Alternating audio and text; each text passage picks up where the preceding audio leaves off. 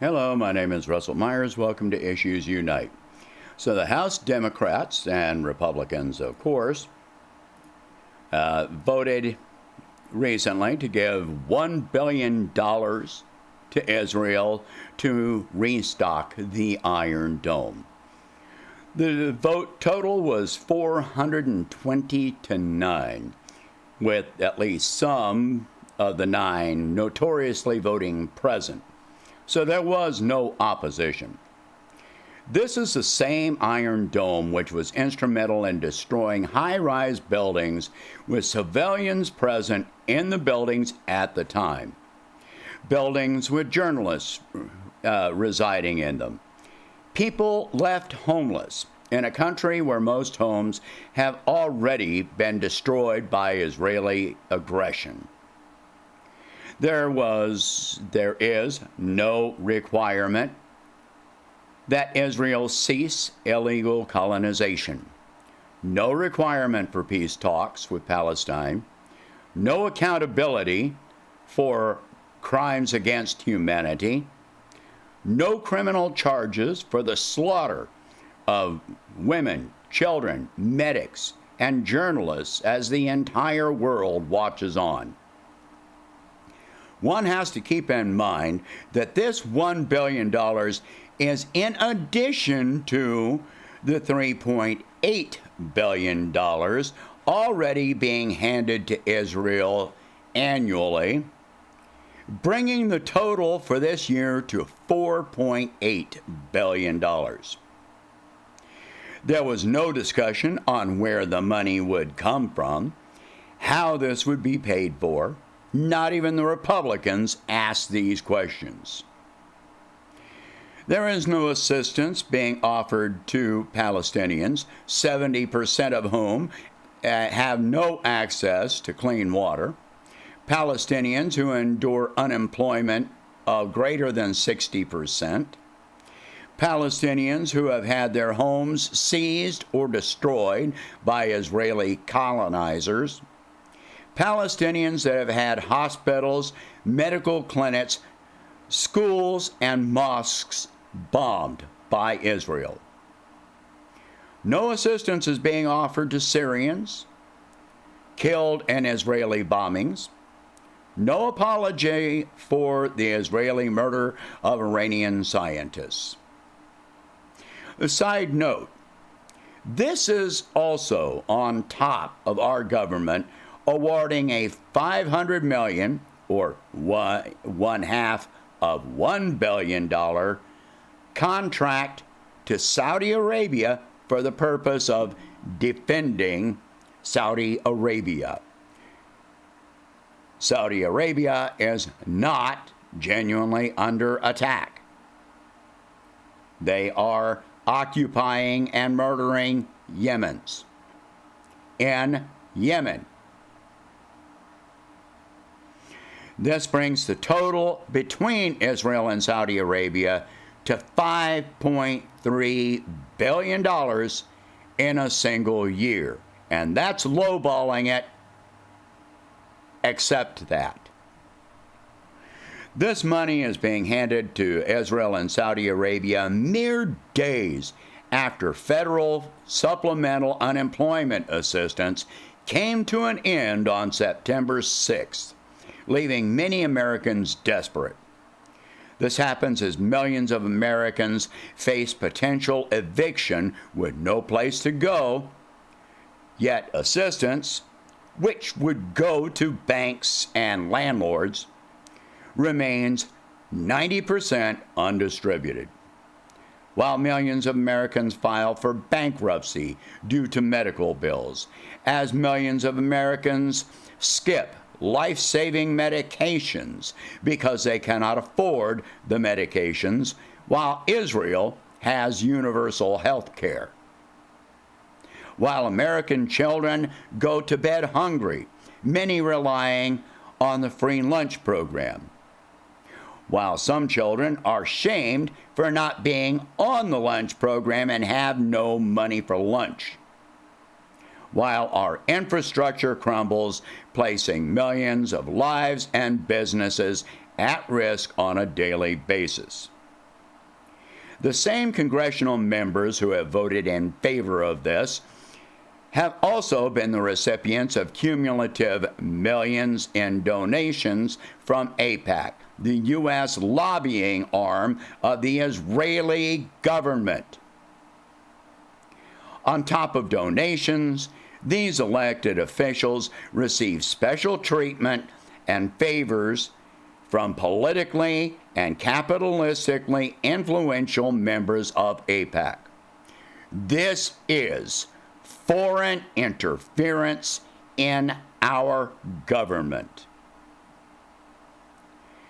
The same members of Congress have also received millions in donations, directly and indirectly, from weapons manufacturers that will be the beneficiaries of the money spent restocking the Iron Dome. Meaning, the money goes from our pockets to the corrupt and murderous Zionist government of Israel, and then from there to the pockets of U.S. military contractors, executives, and investors, making the rich richer as the people of Palestine, Syria, Iran, and America suffer and die.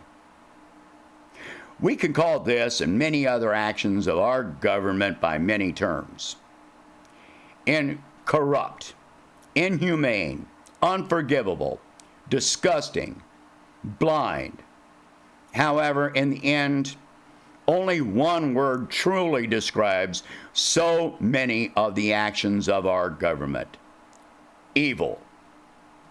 I am not a religious person and do not use that word frequently or lightly, yet no other word is more appropriate for the actions of a government that directly and indirectly, consciously and intentionally, strives on a daily basis to torture, maim, starve, poison, and kill human beings across the globe in a never-ending bloody rampage while praising themselves for doing so.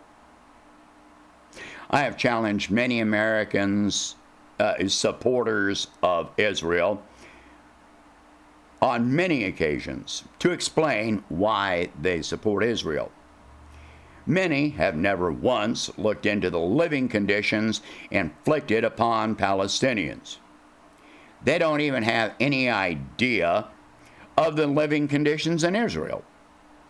They have no clue of the history of how many times Israel has reneged on peace treaties. They do not know the actual definition of the word Semite, or that Palestinians are more Semitic by DNA than most Israelis. They do not realize that Israel has at some point in the past 55 years attacked every single neighboring country and other countries which do not share the same border.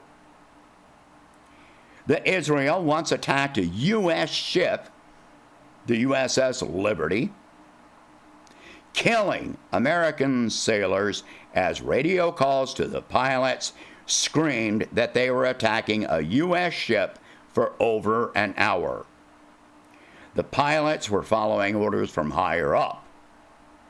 They claim that Israel is under threat from an impoverished, malnourished, economically underprivileged population living in the largest prison in world history. Never mind that Palestine has no formal military, while Israel is funded by our billions and billions more in private funding. Never mind that the actions of both Israel and the U.S. violate international law. Never mind that Israel has never once done anything to assist another nation unless it involved the slaughter of Muslims. They do not feed, house, clothe, or offer medical assistance to residents of any country, and never have in the entire history of Israel as a nation.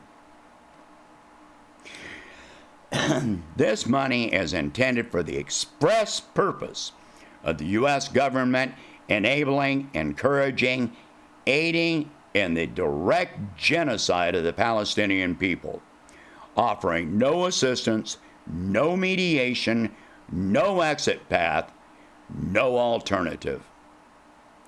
The governments of Israel and the U.S. have imprisoned the Palestinian people inside their own borders and are now murdering them in what can only be described as a caged hunt. Maybe the Americans who support these actions cannot even see the correlation between what our government is doing in Palestine and what they are doing here. Perhaps they do not understand that the only difference for the time being is the weapons being used. They do not grasp that mass murder is taking place in our own country right this minute at the same time it is happening in Palestine and Yemen and Somalia and other countries. The major difference being that at least some of the killings here are based on class status rather than race. At least that's the claim. At least enough for some weak claims of plausible deniability from the corporate media. Though it is only a matter of time before actual weapons are turned against the American people. Israel and Yemen are proving grounds. One only need note the expanding U.S. prison system and militarization of our police while our civil rights are stripped away minute by minute.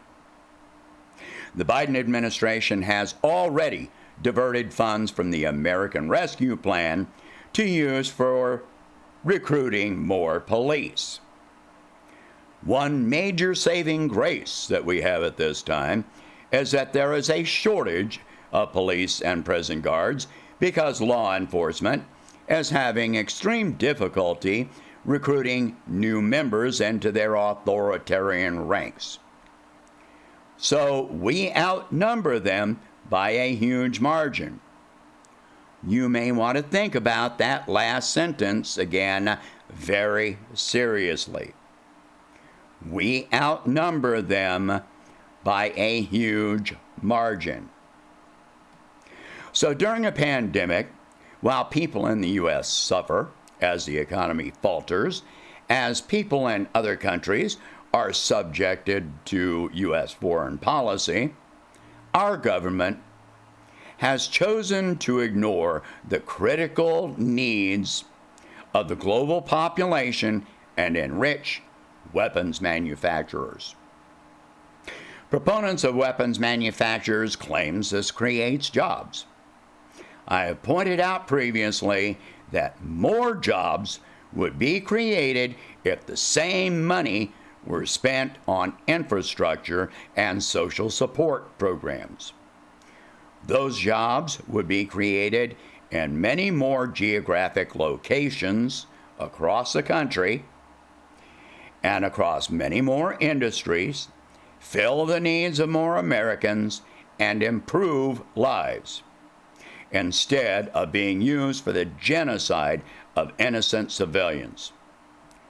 This is the face of imperialism writ large. Life is worthless to these people.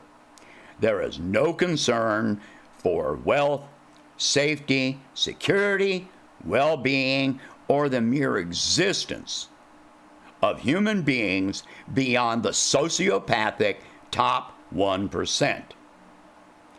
Every penny of this money can be measured in innocent blood, not just in Palestine or Yemen, but right here at home. share this video. Talk about these subjects. If you can, please donate $1 a month to help expand the channel. I'll catch you in the next one.